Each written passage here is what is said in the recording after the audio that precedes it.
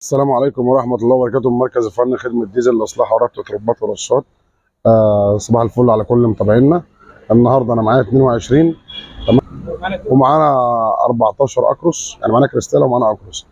تعالوا مع بعض نشوف قصة إيه، وأتمنى من كل صاحب عربية مش شرط تيجي عندي تابع الفيديو للآخر عشان ما تدخلش في قصة. إحنا من كل اللي إحنا بنعمله من فيديوهاتنا اللي إحنا بنوريك المشكله فين عشان ما تغلطش نفس غلطه الزبون بتاع الاكروس او نفس غلطه الزبون بتاع ال 22.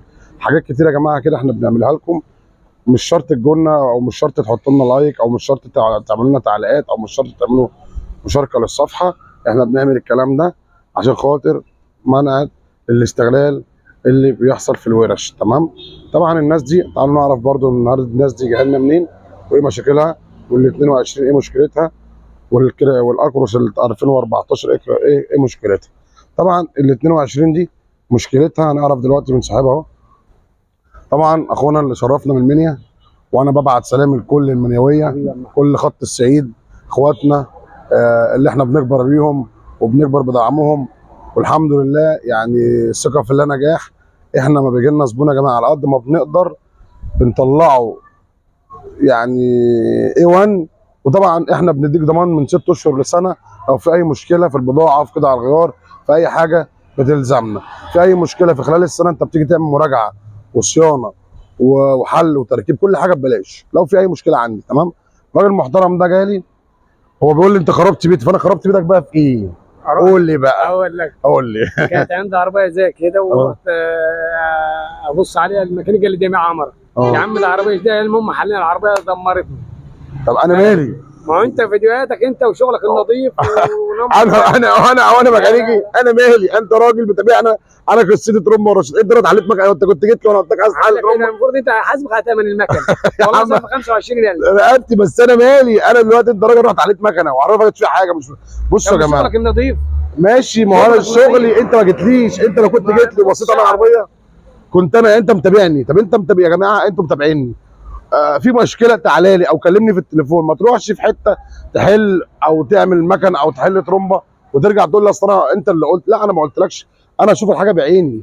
يعني عربيه 21 اهي تمام، ومشكلتها جاي بتموت في المطالع، وحلينا رشات لقينا الفواني مكتمه، الفواني مكتمه، واحنا بنجيب انضف حاجه. عشان كده بنديك من 6 اشهر لسنه ضمان. ليه؟ عشان منع لاي مشكله تحصل. احنا ممكن يكون حاجتنا غاليه شويه، بس انا هوريك البضاعه واوريك الخامه واوريك كل حاجه دلوقتي. تعالى كده مع بعض. دي عربيه جديده زي ما انتم شايفين يا جماعه اهو.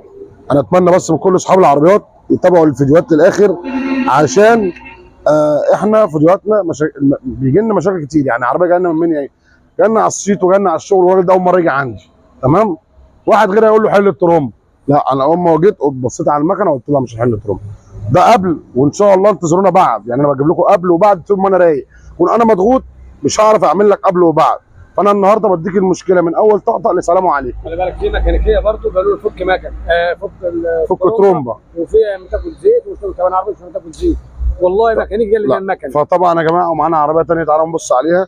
الراجل المحترم ده بعد اذنكم، بعد اذنكم كل اصحاب العربيات وكل ما هو هيشوف الفيديو يدعي للراجل ده ان ربنا يسترها عليه ويخلف عليه بالحلال، وربنا يعوض عليه، وربنا يأذي المؤذي يا رب. ربنا يأذي المؤذي اللي اذى الراجل ده يا رب. الراجل ده اللي اتحط فيه يا جدعان ما حدش في مصر اتحط فيه يا رب. ولاد الحرام ده له بنزين في تعالى. حسبي الله ونعم الوكيل في كل ما هو ظالم وكل ما هو بيظلم الناس او بيأذي الناس. الراجل ده يا جدعان اتمنى هو مش عايز من حد حاجه. الراجل مش عايز من حد حاجه. العربيه دي ناس ولاد حرام خلوها تحت البيت ورموا بنزين وولعوا فيها، الله يخرب بيوتهم مطرح ما هم موجود.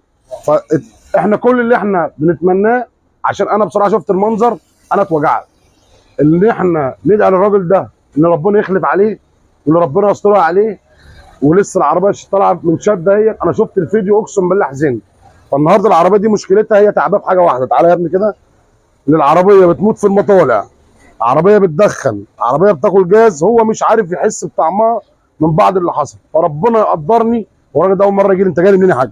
بالبيس. ربنا يقدرني وتطلع العربيه زي ما هو عاوز، وانا ربنا يعلم انا هعمل معاه ايه فدي حاجه بتاعت ربنا، مش لازم اقول انا اعمل ايه. والله والله ربنا يعلم انا هعمل معايا الراجل ده ايه، عشان اللي انا شفته ربنا ما يوريك حد.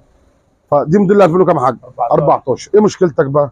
العربيه دي بتموت في المطالع، لسه معمر الترومبه معمر الترومبه عمره كامله وطعم فواني وطعم فواني وبتاع، بس مش معمرهم عندي.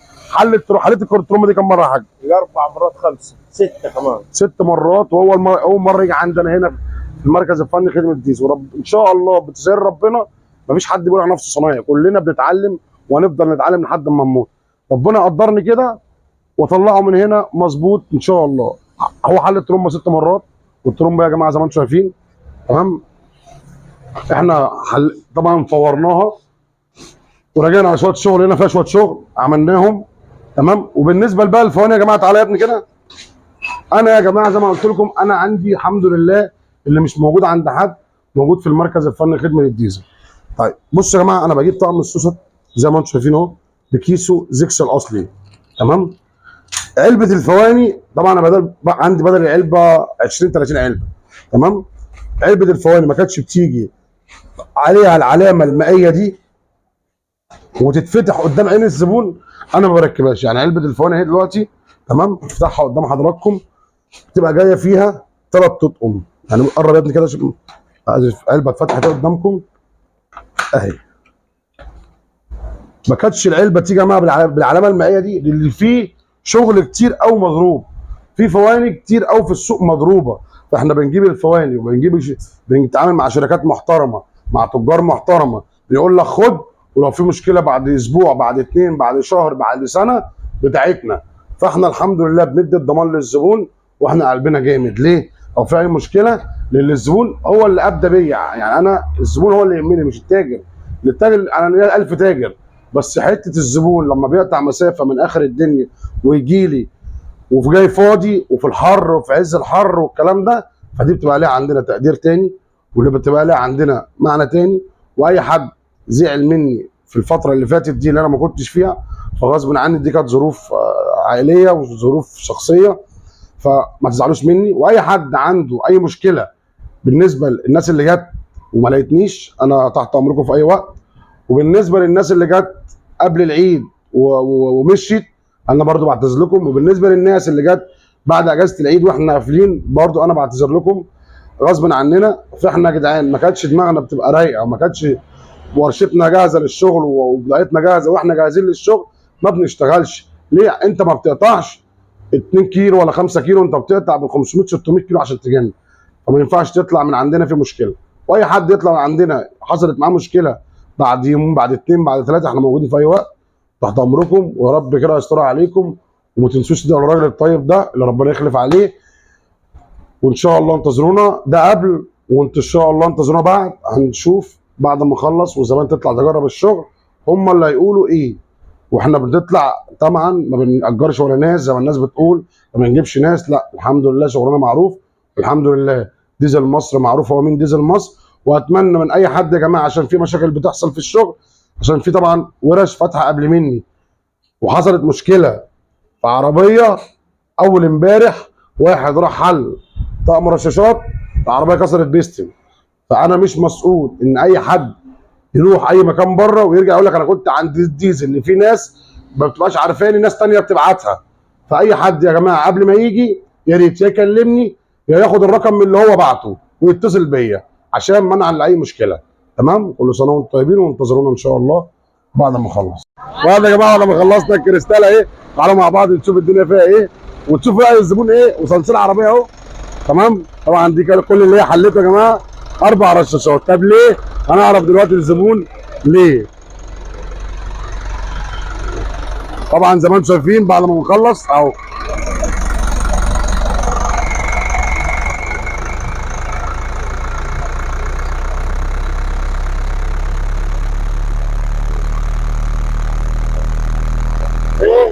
لسه جاي عندك يا بلاش، عايزك انت تبقى طبعا يا جماعه زي ما انتم شفتوا احنا بقى مش هنتكلم. دي واحده بقى احنا مش هنتكلم، الزبون اللي هيتكلم. بامانه الله انت كنت بتعاني من ايه؟ والله انا من يوم ما جبت العربيه دي بعاني من المشي والسحب، كانت ميته خالص وفقل الجاز بالزياده. بس ما شاء الله جربت العربيه الله يبارك لك ويستر طب عليك. احنا حلينا ايه في العربيه دي بامانه؟ رقم الرشاشات بس. ومين قال لك عايز حله ترومبا؟ والله وكذا واحد قال لي ترومبا، وفي ناس قالت لي مكن. والله يعني في ناس قالت لي عيب مكن. طب ولما جيت عند المركز الفني خدمه لا الله يبارك لك، الديزل واحد بس. بجد والله. والله الله يبارك حبيبي هندسه، الله يبارك واحنا تحت امركم. وده يا جماعه ده كان قبل وده بعد، تمام. وبعد اذنكم اي حد هيجي لي يدي رقم التليفون للي جاي ويتصل بيه قبل ما يجي، عشان طبعا في ورش قبل مني وبتعمل مشاكل. انا مش عاوز مشاكل يا جماعه مع حد. تعالوا نشوف الاكروس الثانيه ال 14 ونشوف رأي الزبون ايه فيها. نزل يا حبيبي الكابينه يا حبيبي. وادي يا جماعه الاكروس اهي.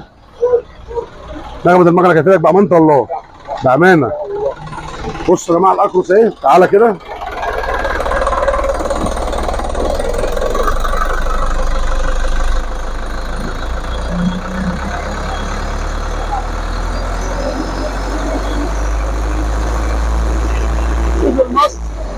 واحسن وراح تمام. حبيبي فزعتني. الترومبه دي اقسم بالله الراجل ده حلها 6 مرات، يمكن دي ساعه بس ال6 مرات مش عندي، 6 مرات مش عندي بامانه الله. صوت المكنه عامل معاك ايه؟ لا بالصراحه انما المكنه كانت خشنه، دلوقتي المكنه صوتها ناعم وارتاحت. انت حليت الترومبه دي كام مره؟ حليتها اكتر من 6 مرات. تمام. اكتر من 6 مرات رشاشات وترومبه حل فيهم، صوتها خشن قوي. دلوقتي المكنه ارتاحت وقعدت في مكانها. صلانسيل المكنه، الصلانسيل بتاع المكنه الله اكبر عليه. طب احنا عمرنا ترومبه، عملنا رشاشات؟ لا بامان. لا كان في حاجات كتير في الترومبه عايز اغير، قلت لك ايه؟ قلت لي هظبط لك الدنيا عشان ظروف اللي انا شفتها. ولو ما شفتش بعيني ما كنتش هعمل الكلام ده. احنا بقالنا 5 ساعات بنظبط في العربيه. ترومبه بقى اكتر من ساعتين على التيست. ليه؟ عشان تسمعوا النغمه دي، وعشان اللي قبل مني يا جماعه راجل محترم وكل الشكر ليه. بس يا جماعه الترومبات دي لو ما ظبطتش 100% على الجهاز او 100% على العربيه صدقني ولا هتسحب. والمكنه لو في الصلانسيه ما رنتش لل 115 وال 112 لهم نغمه مختلفه. لو ما طرقعتش المكنه كده وقفت في الصلانسيه وزي ما انتم شايفين كده في الدواره، يعني في الدواره كده المكنه وانا واقف على الارض المس المفتاح كده المكنه تدور من غير هزه ومن غير رعشه زي ما انتم شايفين. عمرها ما هتتظبط. بطل وانت واقف على الارض. الاول كان بيجي يسند المكنه كانت بتبرجل. ما شاء الله دواره من اول لته. كوبايه الميه مليانه يا جدعان عشان ما حدش يقول لك الكوبايه اشرب يا باشا. الف انا وشفا. ان شاء الله ده ربنا يجعل اخر حزين وما تحلش تاني يا رب. طبعا يا جماعه دي العربيه دي الراجل ده حل ترومبه 6 مرات، واللي يقول له مكنه واللي يقول له وش، وحل الوش السرندر. يا جماعه ما تاخدش من كلام واحد بس. شوف التخصص اللي انت او بتتعامل مع واحد انت واثق فيه وامشي وراه. اولا السحب ملوش دعوه بالوش. الوش الدخنه مالهاش دعوه بالوش. اكلان الجاز ملوش دعوه بالوش. الوش يسخن عربيه، يخلي العربيه تجيب ابيض. كل الحاجات دي يا جماعه الوش ملوش دعوه بالسحب. الوش ملوش دعوه بدخنه سمراء. حاجات كتير يا جماعه كده انا بسمعها كده من زمايلي لما بتجيلي. لا غلط طبعا. طبعا ده غلط. وان شاء الله زي ما انا وعدتكم هي بتبقى كلها بتسير ربنا والحمد لله عشان احنا نيتنا صافيه وبنتعامل مع بمرض الله مع الزبون، والزبون بيوقفه ويشوف حاجته اللي بتركب. حتى وانا بظبط على التيست بجيبه واقف جنب مني. فليه يا جماعه الراجل المحترم اللي واثق من شغله وواثق من نفسه ما بيخافش من حاجه. دخل ربنا موجود. يعني ممكن اعمل تعمر او راجل اهو معمر ترومبه عمر اصلي وفواني ودنيا والمكنه خرج. ليه؟ الظبط مش مظبوط.